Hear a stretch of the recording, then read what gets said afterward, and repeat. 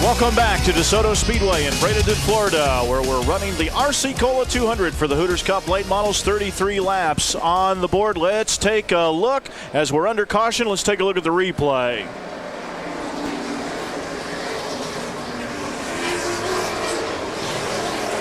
And it looks like we're going to stay with it. We're going back to green. So had a spin with Tom Snicola in turn number 2, right in front of the leaders. But we are back under green. Bobby Gill still on the point with Mario Goslin in the second spot. Jimmy Cope rides in third with Mike Garvey in fourth, as the field heads down the front straightaway one more time here at DeSoto Speedway in Bradenton, Florida. 3/8 mile, high banked oval.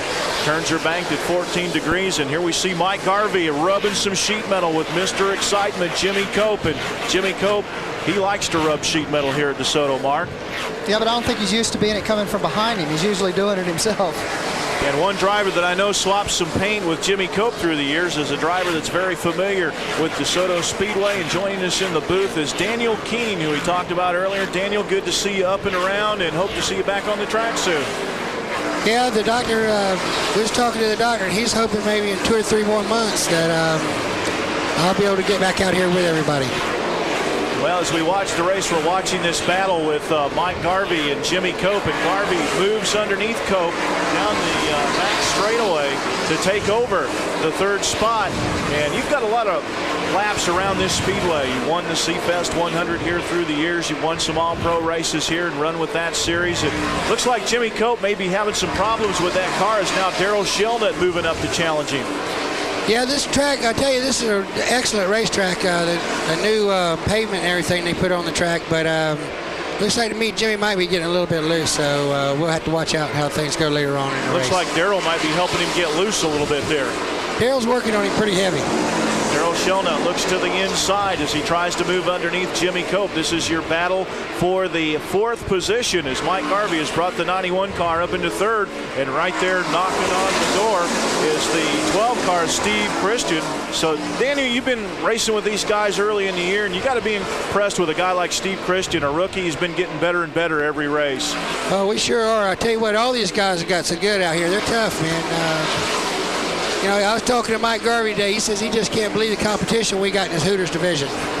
And there's a driver that gave up a Busch Grand National deal to come and run this thing. And I know they made a big announcement in the drivers' meeting yesterday that they have announced the point fund for next year. It's going to be $512,000 courtesy of Red Dog Beer. So I know that all you drivers are excited about that. And a minimum purse at each Hooters Cup event of $75,000, $15,000 to win.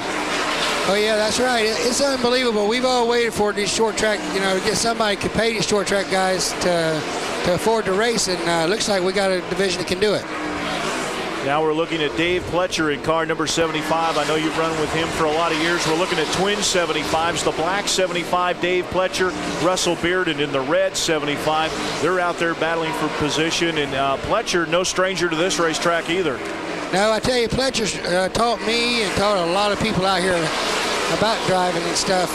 He was one of the first people I ever went to when I bought a car. And that was back in the the early 80s, I guess it was, when he started running late models. And you know, I can kind of remember those days. It seemed like that every time the caution came out, Daniel Keene was sitting backwards in the racetrack. But those days are long behind you now. Now that you're a front runner, you've won a Hooters Cup race this year as we see the leaders working lap traffic. Mario Goslin right up in there. And you've seen a lot of drivers come and go in late model racing.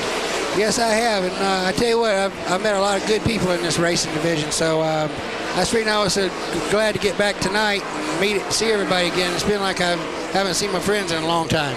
There we're looking at Dave Mater III out of Maylene, Alabama, and I know that you and Dave have something in common in that you both used to drive for Frankie Grill, and you can bet that Dave Mater's going to give that Dodge Daytona a ride tonight as he starts to work his way up through the field.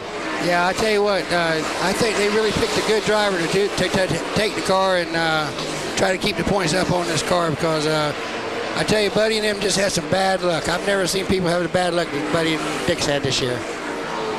as we look at the leaders, we've got trouble on the Speedway. A major crash up in turn number 2, and the 92 Dodge of Dave Mader, who we were just talking about, involved. We've got Jody Ridley, car number 98, involved. Ronnie Sanders in the 18 car, and they're kind of trying to get in line there to get away from Randy Fox, who's up against the concrete in the 4 car, and Steve Christian was also involved with that in the 12 car, Mark. Yeah, that was quite a pileup up there in front, but it doesn't look like it really damaged too much on the race cars. They all drove away. So hopefully we'll see some good racing out of those cars. There's that buckled hood that Dickie was talking about last 2 weeks ago in Columbus. It looks like they brought the hood from Columbus and put it back on the car. Well, let's hope they can get that thing put back together so they can go ahead and run this race, because they were running awful good. And Dick Anderson is up here in the booth with us as well. We're going to try to get him on the mic here shortly and talk a little bit about that. They may have to put some special mirrors on that car now. Maybe he's taught Dave how to count. There you see Randy Fox. It doesn't look like too much damage. It looks mostly cosmetic, Daniel. Yeah, I think Randy will be all right. Looks like Dave, I don't know. They got the hood looks pretty rough on that car. He may have to bring it in for a minute, see if they can do anything with it. We'll sort everything out when we come back. We're going to take a quick break and be back with more of the RC Cola 200 live from Desoto Speedway in Bradenton, Florida. So stay with us.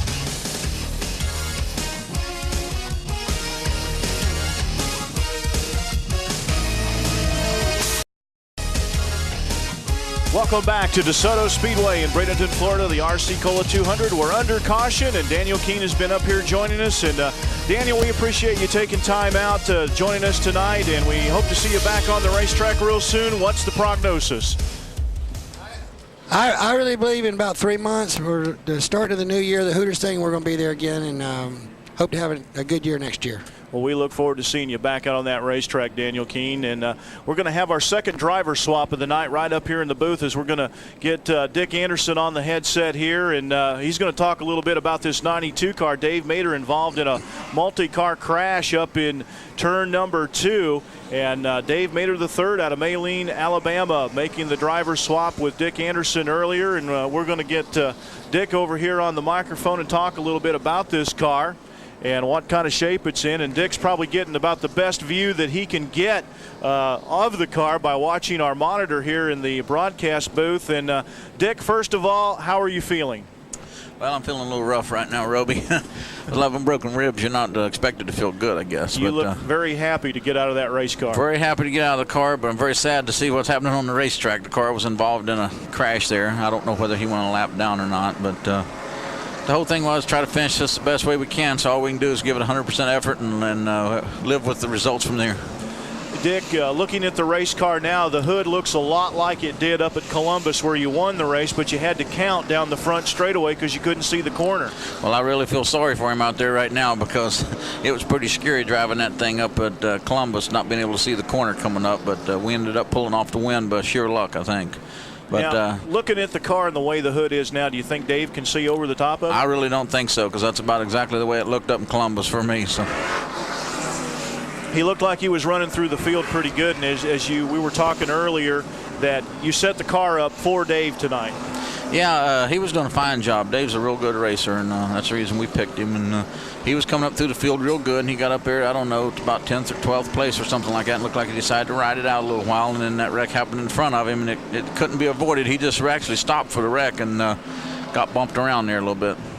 Tony Boswell showing the field 2 more laps under caution, and we will be going back to green.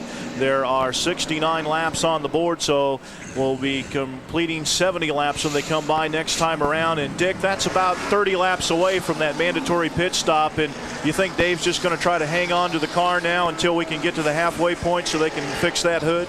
Probably so. I think he's realized that he's a lap down now, and that's why he's pulling up next to the leader. So he'll probably just try to hang in there and do the best he can. And Bobby Gill is out in front in car number 71. Mario Goslin holding down the 3rd spot. Mike Garvey has moved up into the 3rd position. Daryl Shelnut running 4th. And we have Ronnie Sanders a lap down in the 18 car. He was involved in that tangle up in turn 2. Dave Mader III right behind him, and Dick Anderson's number 92 Mopar Performance Dodge. So the field bunching up. As Sanders lets the field go, the green flag comes out, and Bobby Gill will lead the field into turn number 1. Mario Gosselin running in the second spot as we are back under green on lap number 60. I'm not sure. I can't tell on the scoreboard. Ronnie Sanders drifted up high, and we've got another crash, this time in turn number 3. Several cars tangling up there. It looked like Ronnie Sanders might have cut a tire down. There you see a hood flying off of one of the cars. It was a piece of tire flew up in the air when they came by. I don't know who it came off of, but Ronnie definitely got sideways right in front of the field and kind of got banged around like a ping pong ball out there. Dick Anderson, you've got a lot of miles on Desoto Speedway here in Bradenton, and when we have a crash, and you can see the left rear tire on Ronnie Sanders' car is down, so he must have suffered that in the crash up in turn number 2 and didn't find out about it till he got here in turn 3. Yeah, it looked like Ronnie either blew a motor or tire or something like that going into 3 here, and everything happened from there. We're going to take a quick break and come back and take a look and see what happened up in turn 3. So stay with us. We'll be back with more of the RC Cola 200 from DeSoto Speedway right after these messages.